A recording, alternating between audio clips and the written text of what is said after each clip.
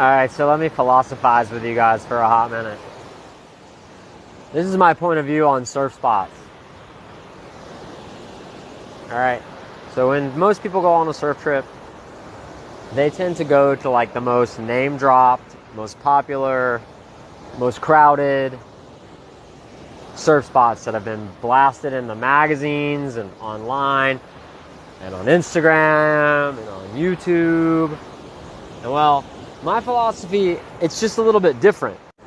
You see, over the years, I've come to realize that there's something to be said for quantity over quality.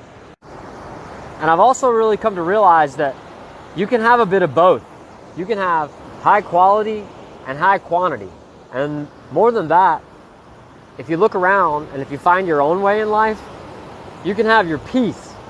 And on top of having your peace, you can have your peace of mind, because when you're not surfing with 30 people on one peak, like at the most popular spots around, you tend to have a better time just on a daily basis. That's one of the main reasons that I take long surf trips. Like, let me give you an example of this. My neighbor, who's in the casita next to me and Jen, he told me he went to the Boom this morning. It's about a 2-kilometer walk that way. It's fine, I could walk there. But he said that there was one peak and there were 30 heads on it this morning. And it was mostly closed out, and like 5 guys broke their boards. We surfed here alone. And yeah, it's kind of too high tide now, but there were some fun little peaks. We had about an hour and a half where we caught quite a few little waves. We were the only people in the water. We didn't have to worry about breaking our boards. We didn't have to worry about breaking our bodies. And we just had a good time together. People really only come to this spot at dead high tide because it's kind of more closed out at mid tide and it's a little more hollow.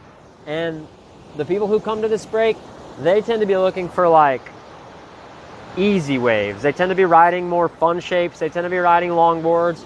Down there on the far end, there's a really popular longboarding area, which is still kind of too big today. But right in front here, there's 3 or 4 peaks that, you know, they break every day, and some days they barrel, and you can always get some turns, and you can almost always surf alone.